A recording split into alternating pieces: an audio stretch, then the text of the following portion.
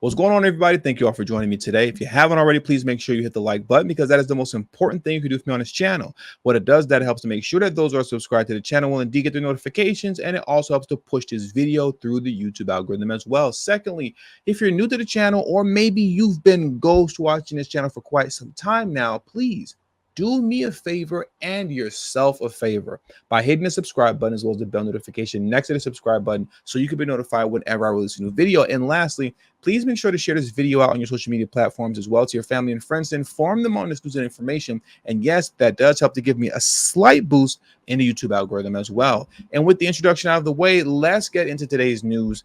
We're going to talk about the migrant crisis again, and all I have to say is wow. Wow, wow, wow, and wow once more. Now, if you've been subscribed to this channel for any length of period of time, which hopefully you have, and hopefully you will be starting today moving forward, if you're not, you have heard me discuss numerous times over, talk about the very violent Venezuelan street gang known as Tren de Aragua that has made its way and infiltrated the United States. A handful of cities, 5 to 6 that I know of off the top of my head, but most prominently their infiltration of New York City.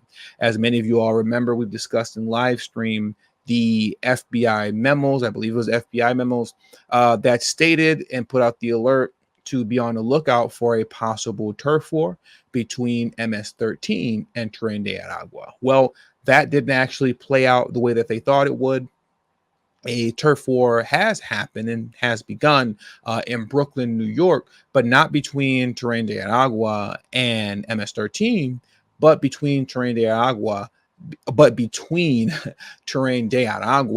and a splinter group that has come from about them. So now we have them jockeying for power, fighting against one another, Tren de Aragua versus its very own splinter group, essentially fighting for supremacy in Brooklyn. Now, I don't want to oversell it and overstate it as if they're just running the entire city of Brooklyn, but just as far as gangs go and gangs are concerned, these two are clashing at the moment as we speak, and bodies have been laid out over this, at migrant shelters, where those who are affiliated with both gangs have died. Right? They've been slain in the streets, making Brooklyn less safe, to say the very least. But now what I want to do is take a moment to get into another piece of news, another memo that has gone out stating that apparently a green light has been put out on American police. A green light has been put out. Venezuelan gang Tren de Aragua gives green light to members to shoot U.S. cops. Homeland Security memo warns. Now, I know for some of you, you're not fans of the police, so you'll just kind of shoot us off as, well, that's not my problem. The police are getting what they deserve, or whatever kind of silly thing that might come to your mind. Listen, man, when you have a foreign gang that is known for being just vicious and violent, when that gang has now infiltrated your city, right, and a green light essentially has been put out to take out the cops in your city, if they're not afraid of the cops, what do you think they're going to do to you? Okay, so let's not dismiss this as if it's a police problem. No, it's your problem also. Please, let's not be foolish. Let's not be foolish. And let's get into this article, which reads as such.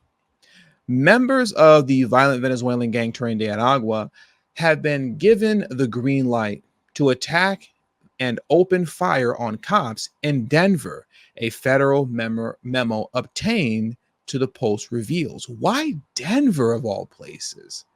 That's interesting because when you take into account all of the kind of migrant crimes videos that I've done so many in New York. I've done them in Chicago. I think I've done some in Ohio. I'm not saying there's a migrant crime in Denver, but I mean, it has been popping up on my radar. So I find it very interesting that they're targeting Denver police. I don't really understand why that is, but I guess let's keep reading to find out. The gang is already tied to hundreds of crimes, including the shooting of two NYPD cops who were trying to arrest one of its members in June. Credible human sources from Colorado provide information on TDA, Tren de Aragua, given a green light to fire on and attack law enforcement, said the memo from the Homeland Security Investigations Office in Chicago. As you know, we have a Tren de Aragua presence in Chicago. So please be vigilant as you encounter Tren de Aragua members or affiliates during your investigations and operational activities. So they're in Chicago, they're in New York, they're in Denver. And if I remember correctly, they're also in Louisiana as well, of all places. Go figure. They're also in Louisiana. The memo added that credible human sources from Colorado provided the intelligence via the Albuquerque Police Department.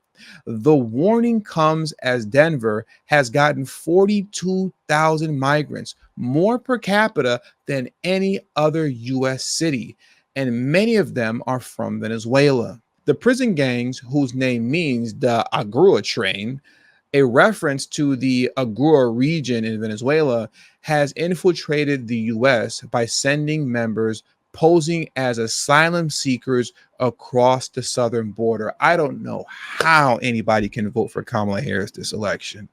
That wow. That's that. Anyways, let's carry on. I don't understand how anybody can vote for Kamala Harris this election, let alone sit this election out. I guess this isn't a problem to you. You're not concerned.